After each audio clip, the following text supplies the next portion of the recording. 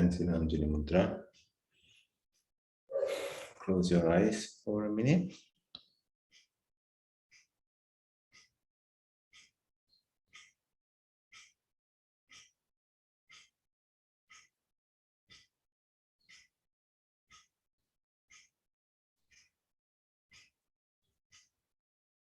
Deep inhale, exhale.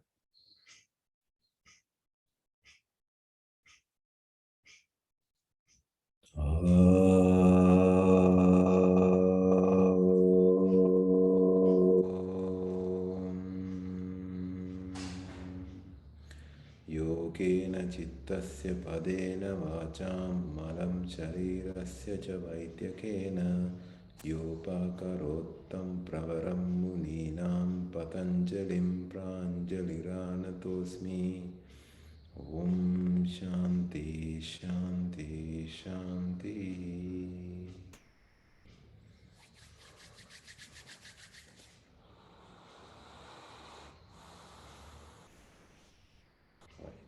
So, good evening to all of you. So, hope you had a wonderful day. So, let's start ahead with the Yoga Sutra where we stopped at. Great. So, we are in chapter 2. So, we started talking about the Raja Yoga.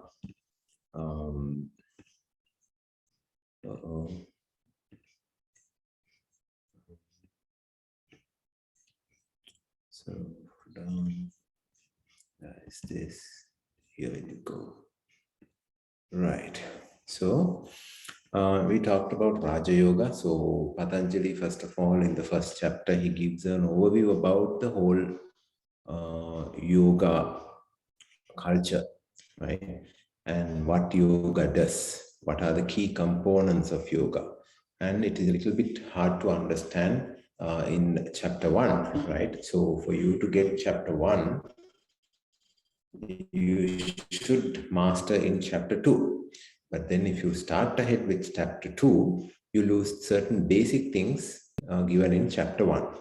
So the good thing is we have gone through chapter 1, maybe at a very abstract level, which is fine. Then we have started chapter 2. So where Patanjali explains about the Raja Yoga.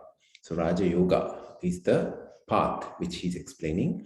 So which has 8 limbs, which also called as Ashtanga Yoga, where we start with Yama, Niyama, Asana, Pranayama, Pratyahara, Dharana, Dhyana, Samadhi.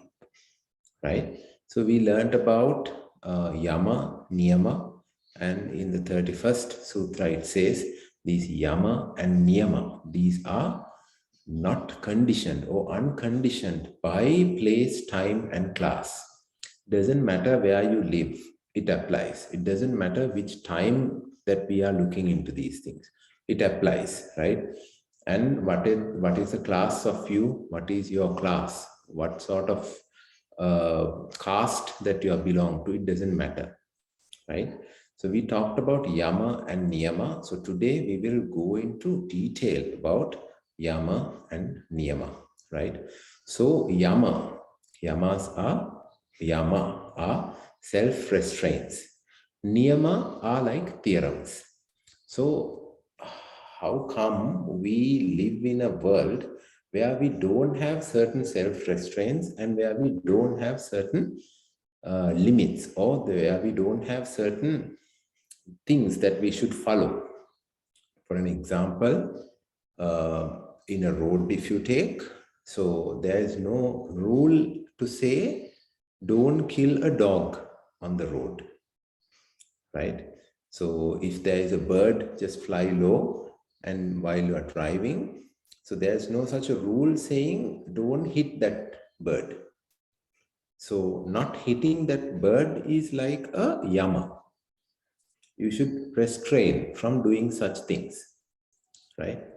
And a niyama can be you must follow the lane rules. You must follow the sides of the road. You must give precedence to the vehicles coming from the right side on a roundabout. So like that, there are certain like moral obligations, right? Where if you are concerned about yourself, you should follow. You should restrain yourself. You should avoid doing certain things. So that is what you call as yama. So non-violence. Don't be violent, right? You can do something or you can get something done through two things, either violence or non-violence. So select non-violence, right? And select honesty. Be genuine.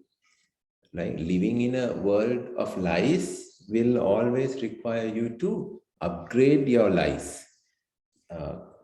Cover one lie with another lie. So that is a life which is full of so much of stress. And don't steal others' things. As we earn things with our lot of efforts, as we value what we earn with our effort, others also do value what they have earned with their own effort. So do not possess or do not steal anything which doesn't belong to you. Right? Brahmacharya means religious studentship. So you can become a person, let's say you are a thug. So what are the thugs, yama and niyama? So yama, self-restraint, is don't be kind to people. Be restrained by, so kindness is restraint. Don't be kind. Always carry the gun. Right? So those are the yama for a thug. But there are yamas for a non-thug, right? A good person. So Patanjali says, select a life like that. Right? Become a religious studentship. Right? There are, if you take spiritual, religious scriptures, all these are saying only good things. Learn to be a person who dive in that always. Then aparigraha, meaning non-acceptance of gifts without possessions. This aparigraha is a very serious one. Without possessions, without possession, not for just a gift. Right? It's maybe for your son, it may be for your daughter. You are possessive of them. You are possessive of your own skin. You are possessive of what you have. Everything. If you give up the possessiveness, actually your mind becomes free like 60%. If you see right now, if you look around, if I see something, okay, so Jayanthan, what is that next to your mat? He will say, that's my other mat, right? That's my other mat. That is my other mat. So if I ask you, will you give it to me? You will think twice, right? That is the possessiveness. Right? You are possessive of that. I mean, you look at, you say this shirt. If somebody asks, what are you wearing? I am wearing this shirt, right? So always if somebody asks about my shirt, I will always think about, okay, this is from here, I bought it, this much I paid for it, this is the quality of it. So I wear that quality stuff, right? So how many possessivenesses we were talking about in that line itself, right? So possessiveness is it's crazy, right? It's not easy. Getting away of that is not easy. Even you do your own yoga asana, right? You are possessive about your own practice as well, right? So the moment somebody come next to you and do the practice better than you, you get shaken. Right? You can't be like that. You have to be like, if you are living within yourself, then why does anything else matters? Doesn't, right? So these are the self-restraints. Yama, these are the self-restraint. Remember it like this. Yama is the god of death. Yama, right? So certain things he says are you should not do, right? The Lord of Death comes and says certain things. If you don't obey him, he will take you. Remember it like that, right? So he is giving you certain restraints. Do anything with non-violence. Be honest. Be genuine in your talk, in your appearance, in your body language, everything. Be genuine, right? Don't steal and live in a religious studentship. Become a student of a religious or spiritual or leader. You all should have a particular teacher right now. That teacher may be existing in this world right now, maybe non-existing. It can be a god, it can be a Buddha, it can be anybody, a deity. You all should have a teacher, right? So follow that teacher's guidelines. Then aparigraha, non-acceptance of gifts. Don't do anything for any return. And don't be possessive with anything, right? As much as you hold, only you have the pain. As soon as you let it go, no pain, right? Because there's nothing to hold. Yeah, good. So these are what is called as yama. Ahimsa, satya, asteya, brahmacharya, aparigraha are the yama. Then Patanjali talked about, so he said this jati, desha, kala, it doesn't matter for these conditions. These are not bound by this. For you, so it's like for you to become a non-stealing person, for you to talk the truth, there is no particular time or a place for that. Always do that, right? Then, now we come to niyama. So niyama, these are like theorems. If you want to go in the spiritual path, these observances, established rules has to be followed.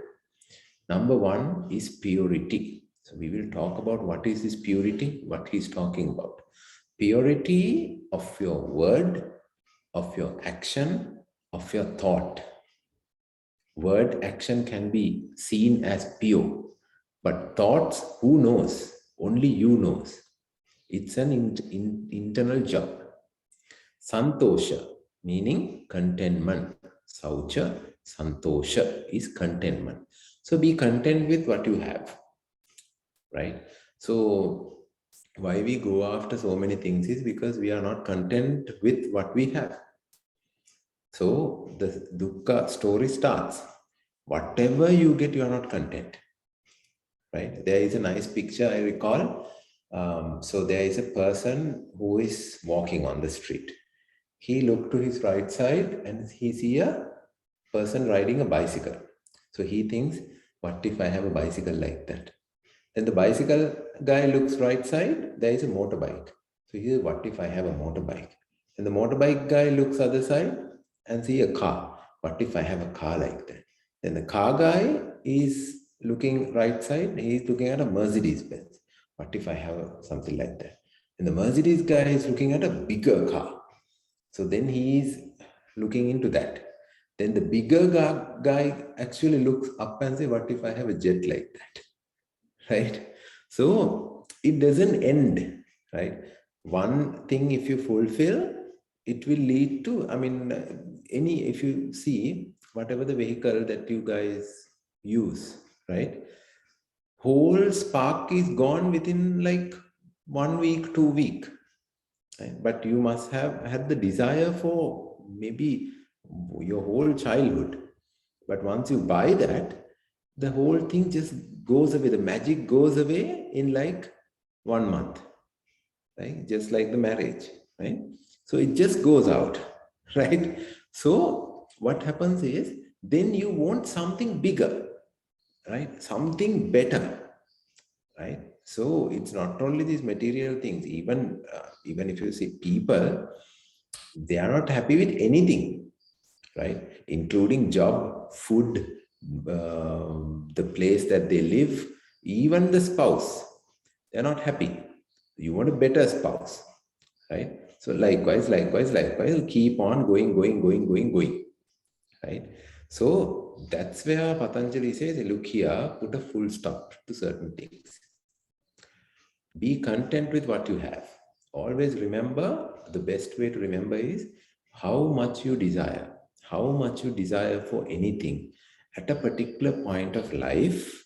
As far as you are living on this earth, you only occupy the size of like your yoga mat. That's it. How much discontent you are at a particular point of time. Look at yourself, look at myself right now, right? It's even though my house may be like 10 purchases, Right now, I'm just sitting in a, I don't know, 5 square feet, right? Altogether, the whole thing, the computer and everything. That's it. So how much you content, how much you are not content, you are not going to take whatever you have collected when you are going, right? Only thing is, if you have a plan like taking everything when you are going, don't worry, you are not going to take things, but you are going to come back to claim what you desired, right? Understood? Yeah. So if you have the kleshas over those things at the point of when you die, if you feel like, I could have died like this, I wouldn't have died like this. What if I had this? What if I had this? Right. For sure, you are not going to get it right now. Even if somebody come and give you, you are not going to take it with you. But you are definitely coming back to claim it. That's where another bhava or another life is being born because of the tanha, right? So that all starts with the concept of contentment. So Patanjali put things very clear. Number one, yama, these are certain moral guidelines. Up to you. You can keep on lying, you can be truthful, you can be generous, you can be greedy, right? And the other one is saucha, purity has to be there. Santosha, be content. Then tapaha, meaning religious zeal. So do tapas, right? Burn your kleshas, right? So you have a particular klesha, then you need to keep on questioning why this klesha comes to me, why to this, why to that, why to this, and then try to burn out this kleshas, tapas. Swadhyaya, then study which leads to the knowledge of the self, right? So study which leads to the knowledge of the self, which is the spiritual knowledge, right? All the spiritual people, their biggest question in their mind is, who am I? Not who are you, right? Who am I? What am I? What am I made out of? Why I am here? Why I am born to this world, this family, this time, this environment, this country, this city? Why? Why am I going through all this? Right? Finding answer to that is the most important thing. Then he says, Ishvara Pranidhanani, meaning surrender to God. Whatever the condition of life given to you, whatever the condition of life not given to you, if you think that is given to me by God, then no problem. Right? If it is given to you by a human, you will sue that human. You will go to get problems with him. But if you surrender to God, if you get into a mind like whatever given to me by the nature, whatever given to me by the supreme, whatever given to me by the administrator of the karma and everything, I am okay with that, then it's fine. Right? But as far as you don't understand it, if you don't want to accept it only, you always keep complaining, going after things and all this kind of thing. So he says, under Niyama, the theorems, pure in your conduct, content with what you have, be yeah. And then did you all not see the screen so far? You saw the screen, is it? Yeah, okay. I'm getting weird messages. That's fine. Then do the tapas, right? Burn the kleshas, right? If you burn, imagine you burn your kleshas. You don't feel angry. You don't feel agitated. You don't feel greed, right? Then what are you left with, right? Pure form of life, right? Because when something is moving in front of you, then you don't get these unwanted feelings, right? So which is really good, right? So imagine the mind as a ball of things. So you have anger, lust, passion, and so much of attachments and all of it. So take those things away and see what is left. The residual will be very beautiful. Residual is only pure spiritual wisdom. right? So try to go there. That is the tapas. That is what a tapas person does. That's why I always say this yogi in the snow, right? He's not bothered anything else. He's doing an inside job. Like he's so into that. It doesn't matter about his own body outside what is happening, right? What is covering his body, it doesn't matter, right? So that's how you basically burn out the kleshas, right? And then if you surrender to God, you will accept what you have, what you are given. It's nothing that you are complaining about anymore, right? So there is a problem. So for people, if there's nothing to complain about, then you get into a big question mark situation. There's nothing for me to complain about. There's nothing for me to criticize about. There's no news to even listen to and talk with somebody, right? It's because if you are depending everything on outside, right? So if this is all what Patanjali is saying, if you are focusing on inside, right, then why you want to, so you can actually criticize yourself for not doing your sadhana, for being ungrateful for something, right? Do that and fix yourself. Then don't worry thereafter, right? But don't depend on all these other things to just have a life, right? Don't become like this dog, just unchained, right? Don't run everywhere, right? Running in circles, jumping, everything. Don't do that, right? Good. So we will move on. Are we good till that point? Do you get it? Yeah, good. Read these things again and again and again. Then only you actually get there. So vitarka bhadane pratipaksha bhavanam, meaning vitarka. What is vitarka? Is uncertainty or doubt, right? Vitarka. Vichara is questioning. Vitarka and vichara. So for question, you have to have a doubt.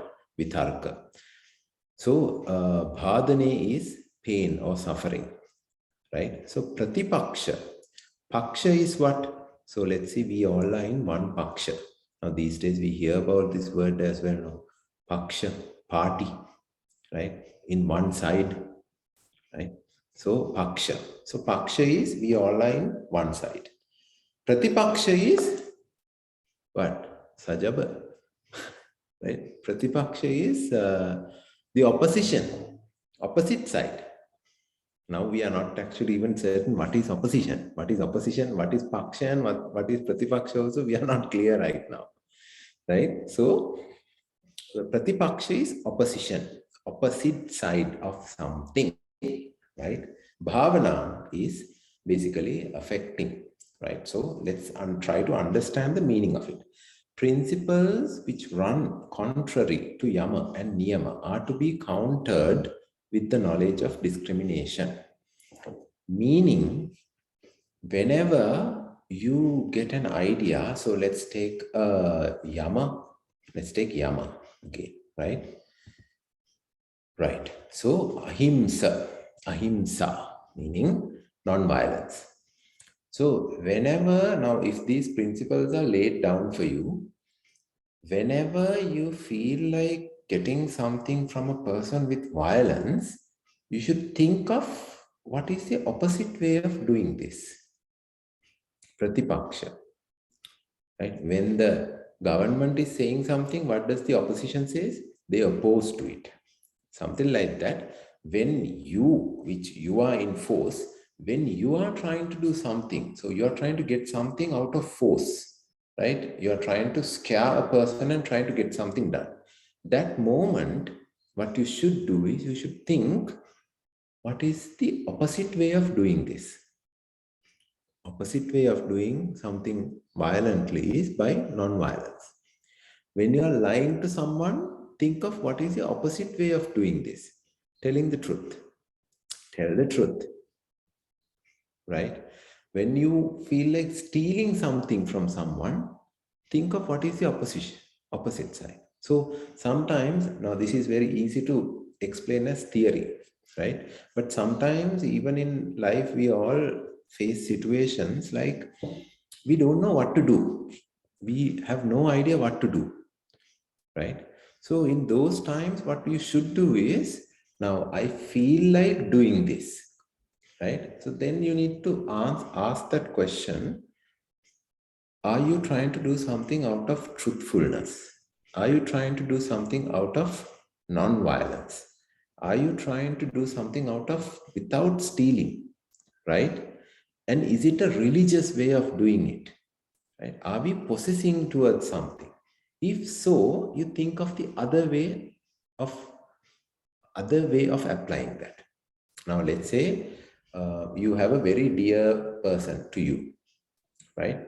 So you know this person is actually telling you a lie for some time, right? So the truth is being hidden. So what you do is you ask the question once, you ask the question twice, you ask the question three times. Now you know that this person is lying. Now then what happens is you will burst into flames with anger, right?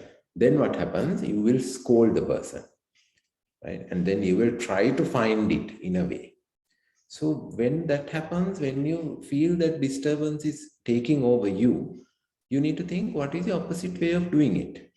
So Patanjali says, if you are violently approaching something, think of what is the opposite way of doing it. Violence is non-violence. Now apply that, right? So that's what Patanjali says. So because we learn all these things like theory, it's easy to learn these things as theory, and at 7:30 we forget about everything, and then we go to our normal lives. But what happens is, for you to apply this, there are 10 things given to you. 10 things is not easy. It's a lot. 10 is a lot, of course, when it specifically comes to spiritual learning, right? Not like liters. 10 liters is nothing. But when it is like 10 points these days, it's very hard to follow, right? 10 liters is nothing. 10 liters of petrol is nothing these days, right? We're not talking about that quantity. We're talking about these points.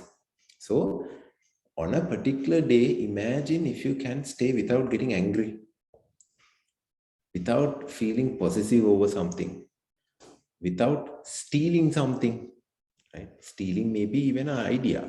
You have a conversation with somebody and that person is giving you some idea. You report to your boss before him. That is also stealing, right?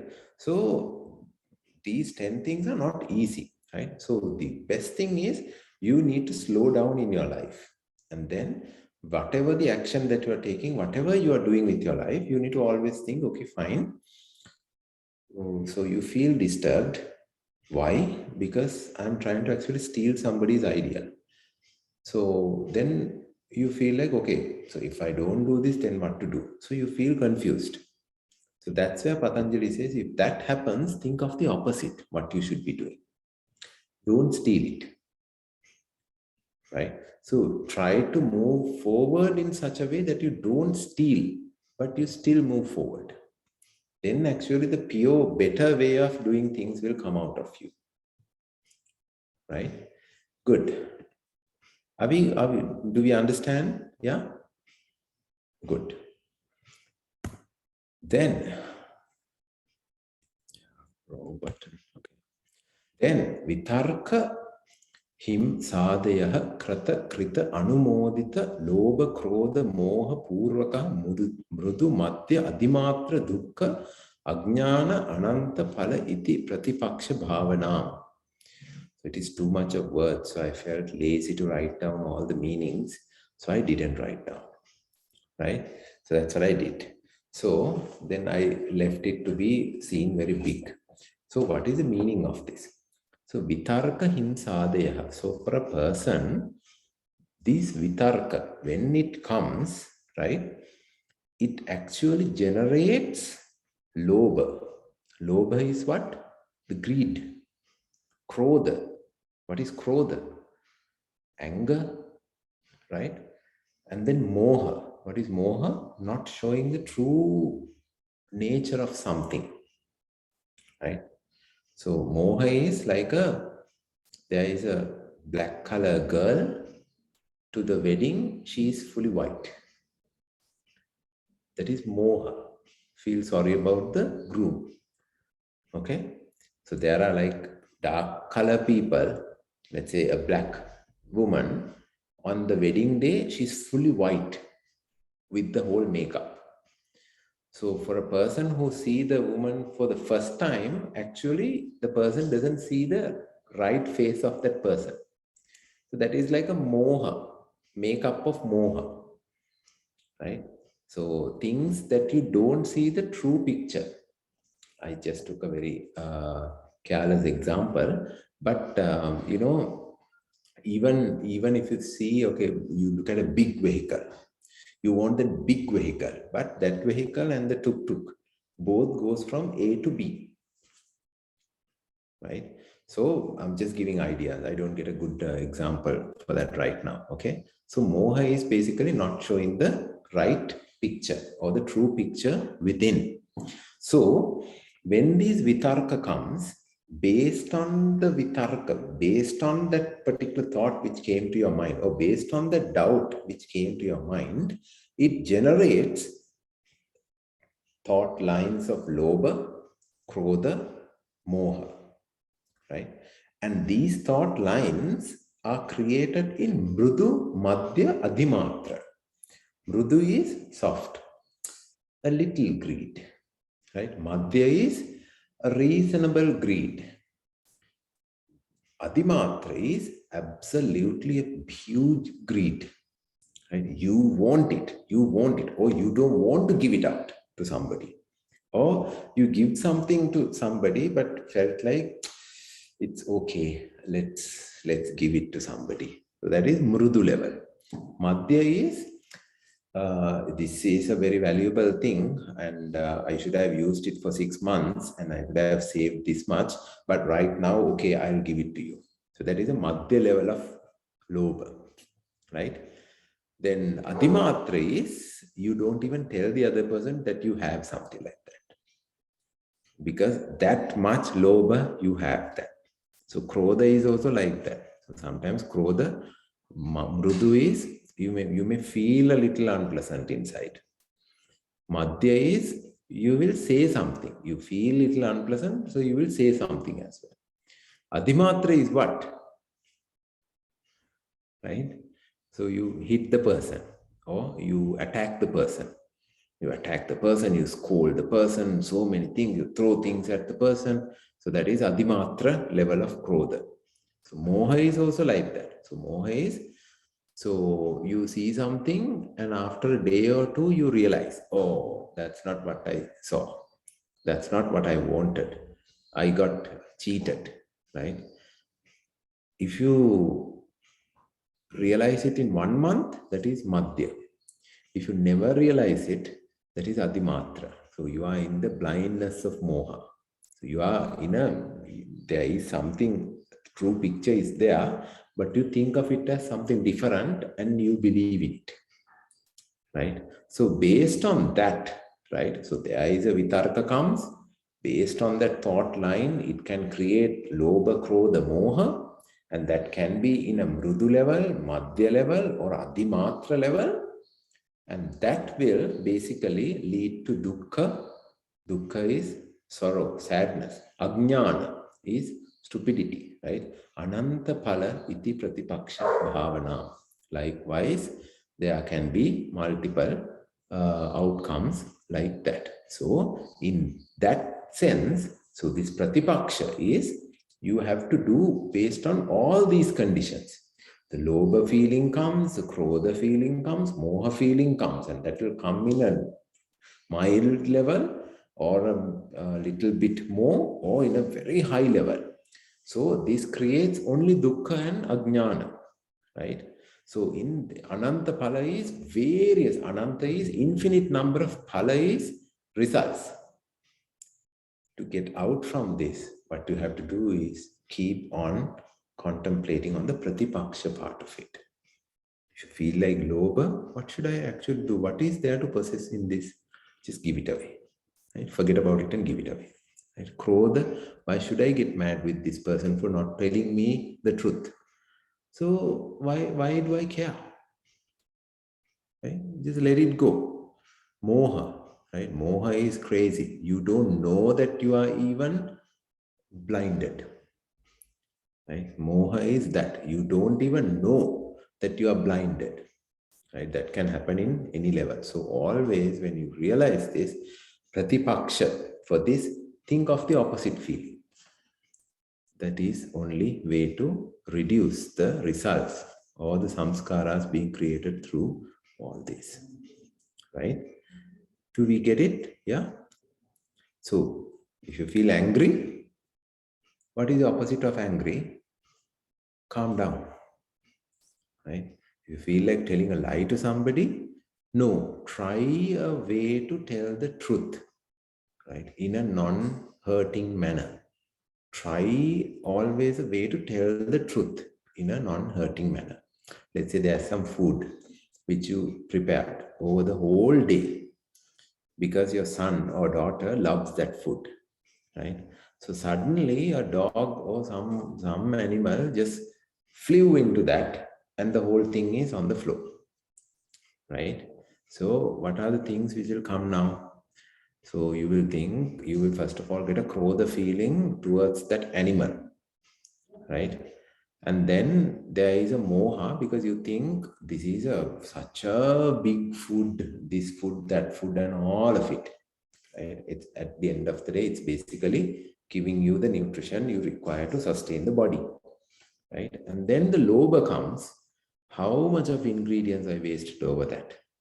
And then when you see the children, further this increases. So before you saw the children, it's a little low level. When you see the children and this incident has happened, now it amplifies.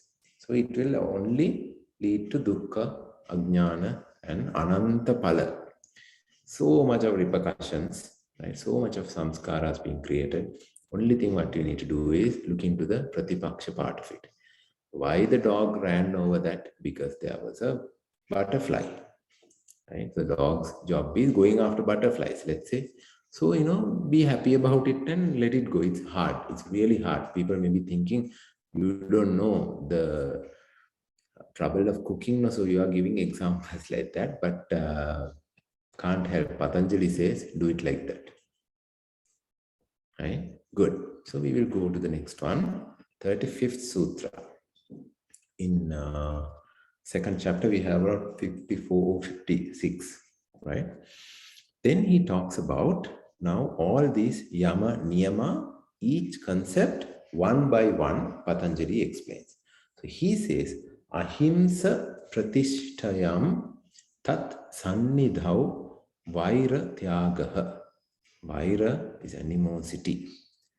So what he says is, when non-violence in speech, thought, action, Sita, Kaya, Vachana, these three things, right, is established. When there's non-violence established in your speech, thought, and action, one's aggressive nature is relinquished and others abandon hostility in one's presence, right? So basically, when these three things are non-violent, your words can be very violent, your actions can be very violent, right? And your thoughts, how violent are your thoughts, right? So if these three are not there, basically good people will come close to you, or good things will come close to you, positive energies will come close to you, and the negatives will go away, right? Obviously. So if you are a person always thinking like, hurting someone, hitting someone, so all your thinking is like that. Your actions are always towards that, very aggressive. And whatever the words that you are talking is also like that. In movies and all, have you seen thugs, right? You have seen thugs. So what do they use? They use either a knife or a gun or some violent equipment, right? And they are using it. So that is the action. How about the language? Ultra dirty language that they are using. And the thought, the planning part of it. How to attack this place on this time, blah, blah, blah. Right? So when these things are not there, you are actually a pure, fruitful, like a flower kind of a person. Right? So that is what is non-violence. Then Satya pratishyam kriya palasya yatvam, meaning Satya is truth. When the sadhaka is firmly established in the practice of truth, his words become so potent that whatever he says comes to realization. So Patanjali says this pratishyam means firmly established. So in the next couple of sutras also, the next few sutras also, we are going to use this word pratishyam, meaning well established, firmly established. So when satya or the truthfulness, genuineness is established, whatever he tells become true actually. When you talk the truth, truth will happen. When you talk the truth, a lie will not happen. It's very logical, right? You talk the truth, you tell the truth, you explain something, the truth, right? Truth will only happen, right? Then Patanjali says, Asteya is the next third one. Asteya pratishyam sarva ratnopas sarva ratnopastyanam. Sorry, sarva ratna upasthanam is what? Sarva ratnopasthanam, meaning the combined word, right? Asteya is non-stealing, right? Do not steal. Do not misappropriation, right? So basically, let's take non-stealing. Do not steal. If you establish this inside you, basically Patanjali says all the gems will come to you.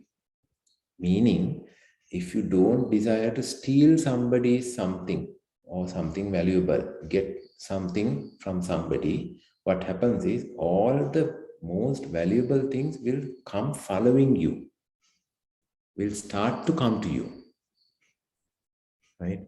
If you don't want to take somebody else's thing, all the goodness will come looking for you.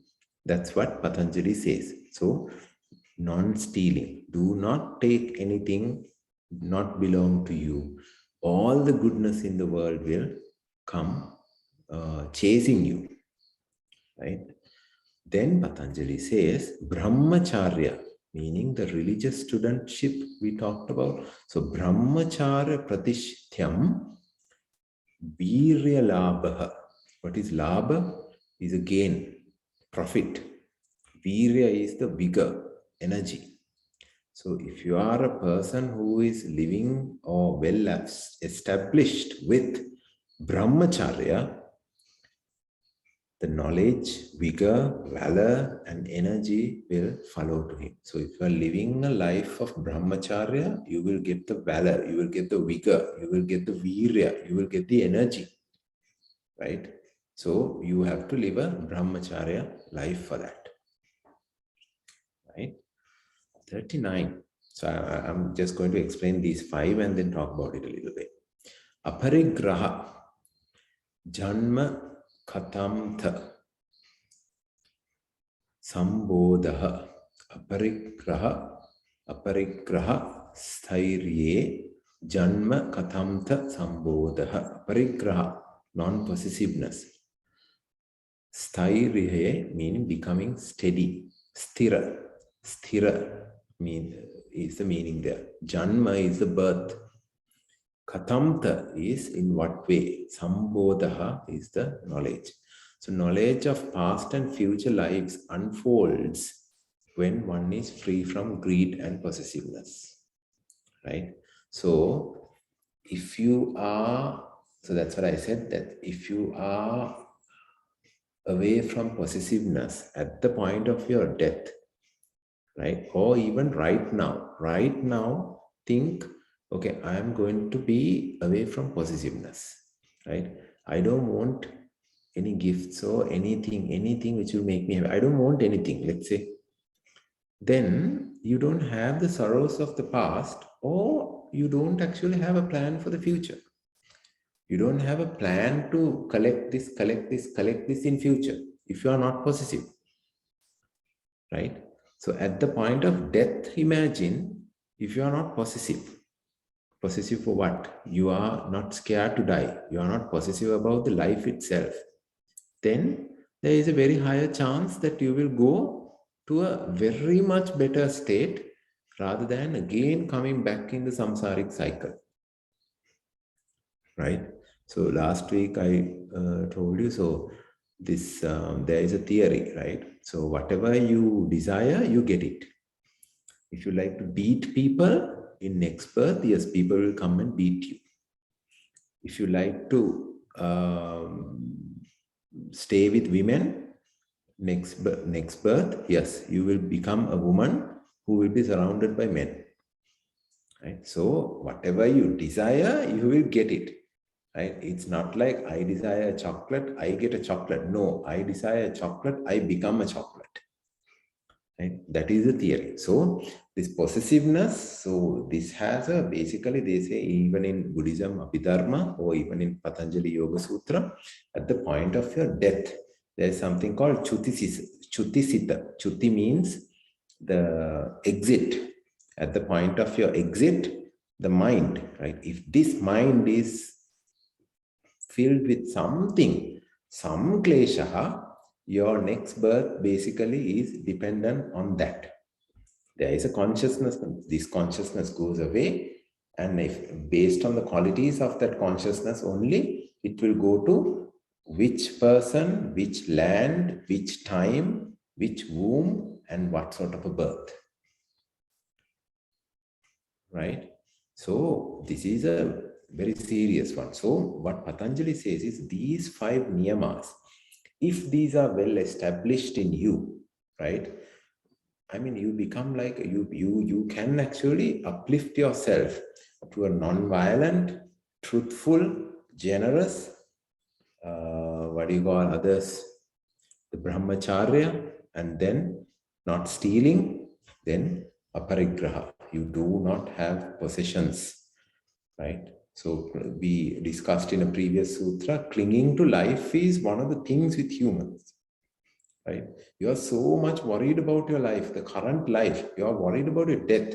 You are clinging to life, right? So if you don't have that anymore, meaning you are actually beyond your kleshas, beyond your possessions. So then you will get a better life, right? And then after some time, that life will also disappear. You will not get a form, human form, right? Good. Then now we are going to talk about the niyama, right? Still this point, do you understand? Is it boring? Is it sleepy? Okay, good. So if it is sleepy, just sleep, that's fine. Okay, so still you will hear, okay?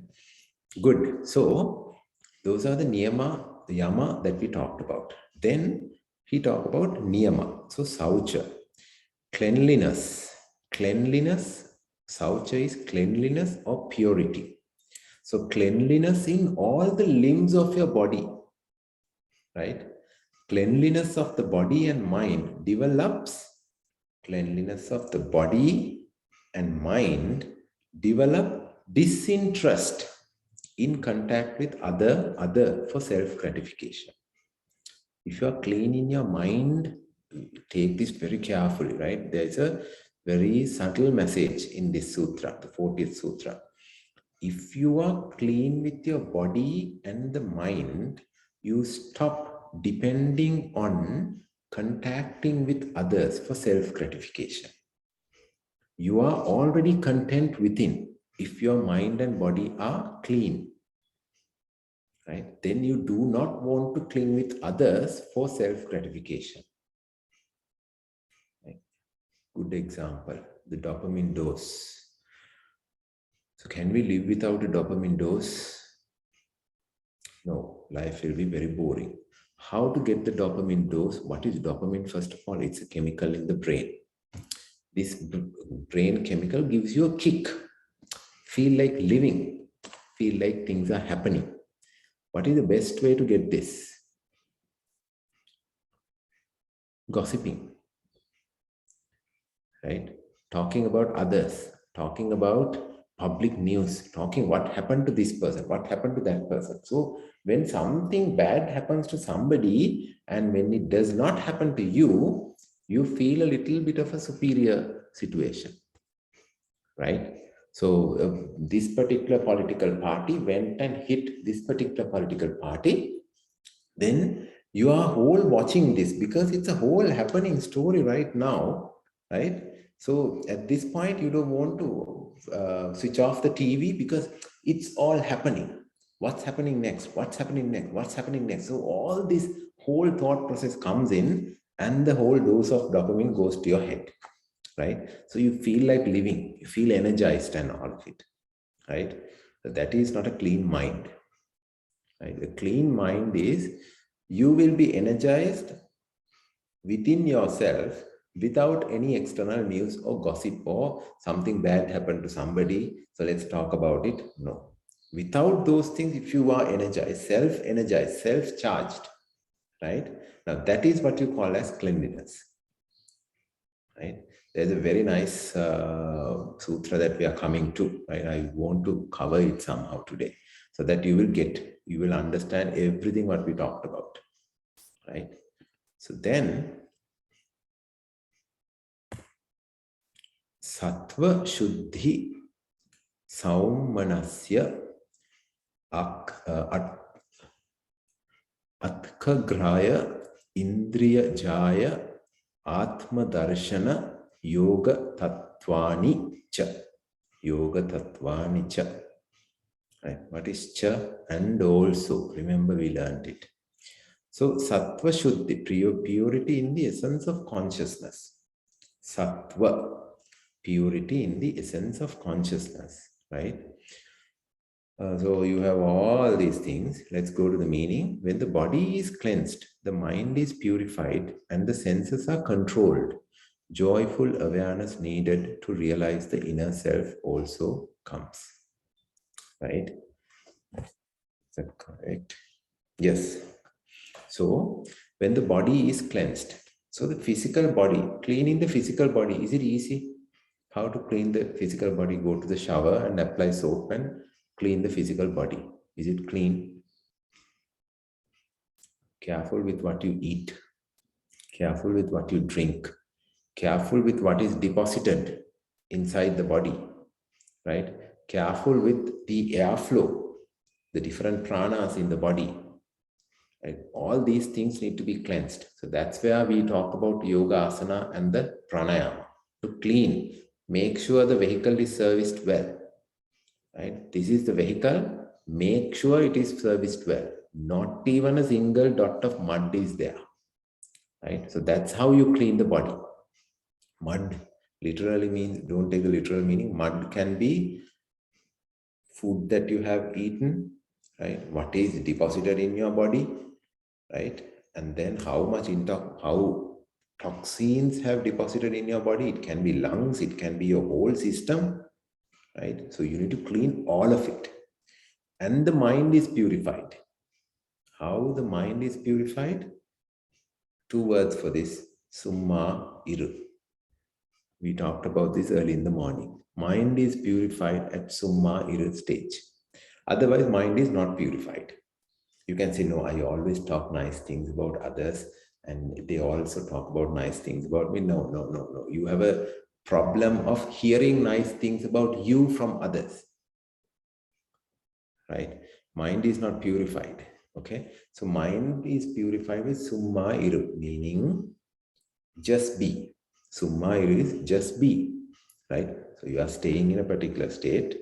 You are not trying to compress your thought flows. You are not trying to amplify your thought flows. You are not trying to monitor and take out. No, you are not going to become the policeman inside your mind. No policeman. Let the thoughts happen, just be like that, right? But we are not clinging to any of those thoughts, right? So I told in the morning, so there's a junction, there is a policeman. Don't try to be this policeman. What's coming in this side, you go to this side. What's coming in that side, you go to them, then you shout at somebody. No, no policeman. Then what happens is when the policeman is not there, the junction is very clear. People know how to go from here to there to here, no problem, no issue. So what you are doing is actually you are sitting on top of it, but you are not looking down. You are looking forward. So things are happening down, none of your business. You are not clinging into those things. You are not basically going away with any of those thoughts. Let those things happen, because if you try to reject those thoughts or bring the mind to a halt, that is not going to happen. Right? Let it flow, but you don't get attached to it. Sumairu. Just be. Stay as like that. Right? Then, so that is a purification of mind. Senses are controlled.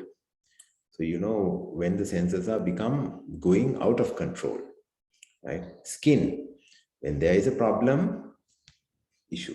When there's a skin problem, issue. When somebody touch you, big problem, right? When somebody give you a kiss, big problem, right? And then when you see something, problem. Problem in the sense, it's like this. So when you see something, if you attach yourself to that, then it's a problem. But if you see something, you don't attach yourself to that, you just saw something and you move on, right?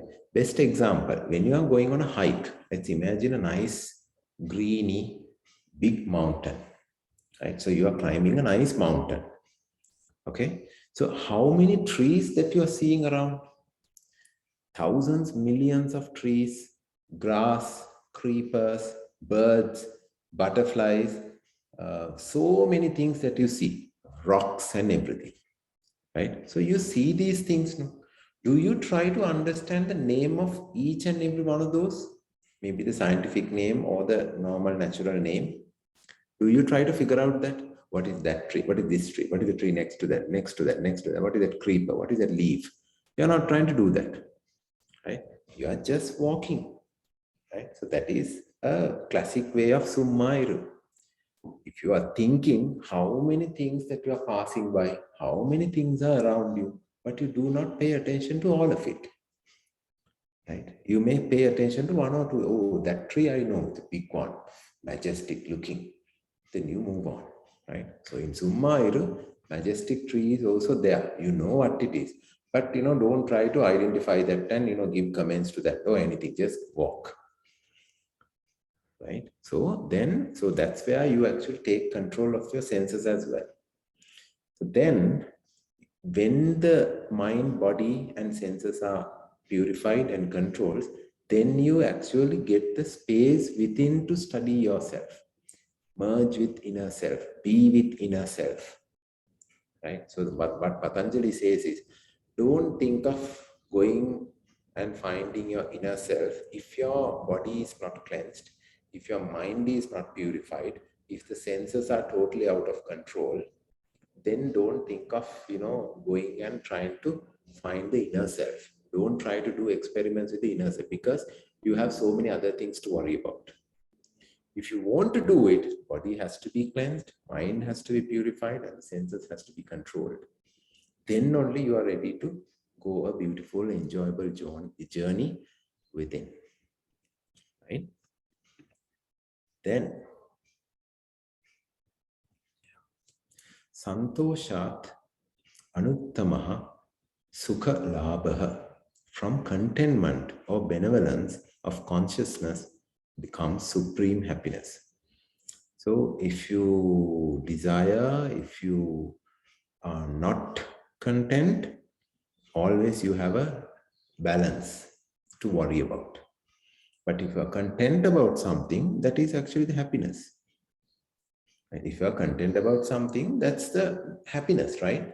You are content. If you are not content only, even how much is given to you, you are still not content, means how much you are having, still not happy, right? You are given $1 billion. At the moment you are given $1 million, you think, okay, fine. But tomorrow you feel like, what if I have another little bit more than that, right? Then you are given $1 billion, still not happy, right? No, if you're given $1 million, be happy with it. Make your peace with it, right? 43. Kaya Indriya Siddhihi Ashuddhi Kshayat Tapasaha. Self-discipline burns away the impurities and kindles the spark of divinity. Self-discipline burns away impurities and kindles the sparks of divinity. So tapas powers up the body and the organs. So tapas, doing the tapas, what is tapas? Burning out your kleshas, burning away your impurities. Actually, that brings in the, it says, it powers up the body and the organs by bringing up the spark within, right? Then, swadhyayat ishtadevatva, ishtadevata sampragyoha, meaning self-study leads towards the realization of the God or communication of one's desired deity.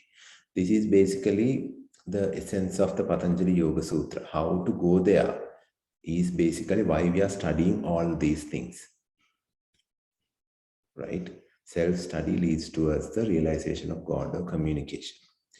Then, Samadhi Siddhi Ishwar Pranidhana, right? Meaning, surrender to God brings perfection in Samadhi. So that Patanjali says, you have to surrender to God. God has given you the body, God has given your parents, God has given everything. Basically, if you don't like to call it God, call it nature. So we are part of the nature. So nature has given us all whatever we have. So if you surrender to that, then you don't want anything more than that. You are okay with that. That's what surrendering to God means. Then, of course, you don't have these kleshas, you don't have the desires, you don't have the uncontrollable desires. So that will help you to come to the perfection of samadhi. Right? Then he says, Sthira Sukham Asanam. Now, a lot of people who are loving the yoga, now they are saying, Ayyo, we had to do one chapter, and in the second chapter also, we had to learn 45 sutras to learn one word about asana, right? So what is an asana? Asana is a perfect firmness of the body, steadiness and intelligence and benevolence of spirit, right? So how we get that through an asana, we will discuss in the next class, right? Good. So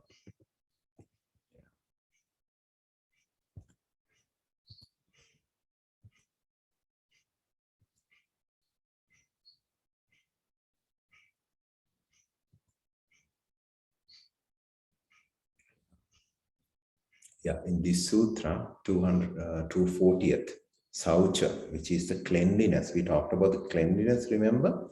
So cleanliness of the body and mind develops disinterest in contact with other for self-gratification. So this is even applicable to contact with people, just contact. So holding a hand or being with them, being in their company, and the intercourse as well, right?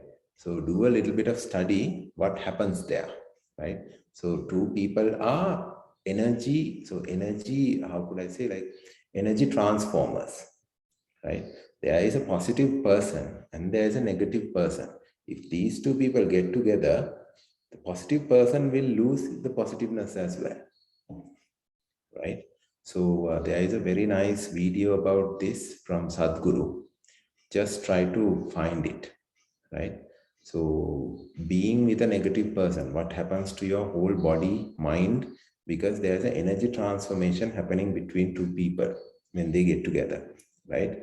So what happens then? It's just not like, two people got to go together and got a baby. No, right? So from one person to another person, definitely there is an energy transformation happening, right? Otherwise, the born child will not have the father's nose and the mother's eyes, or father's nose and the mother's color, right? Definitely there is a connection happening, right? So what Patanjali says is, so if you are a person who does have a clean mind and a body, you will disinterest to even be with a negative person or in the whole union of people,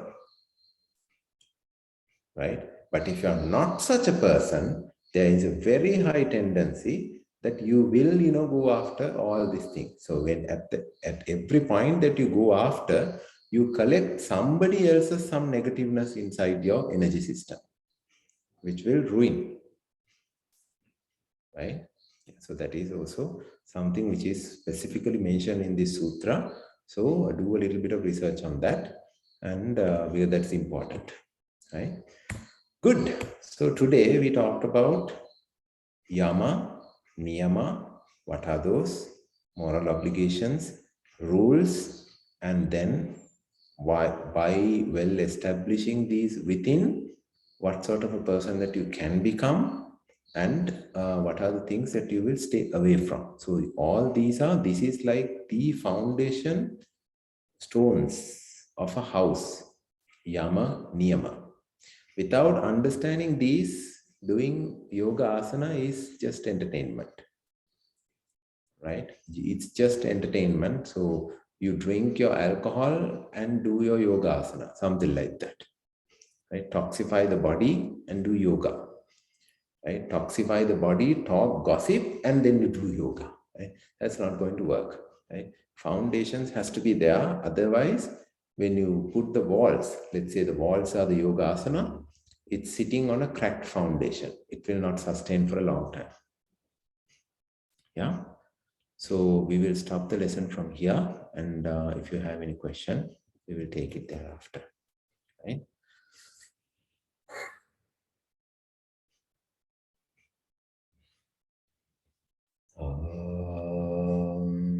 Purnamadam Purnamidam Purnat Purnamudachyate Purnasya Purnamadaya Purnameva Vashishyate. Shanti Shanti Shanti.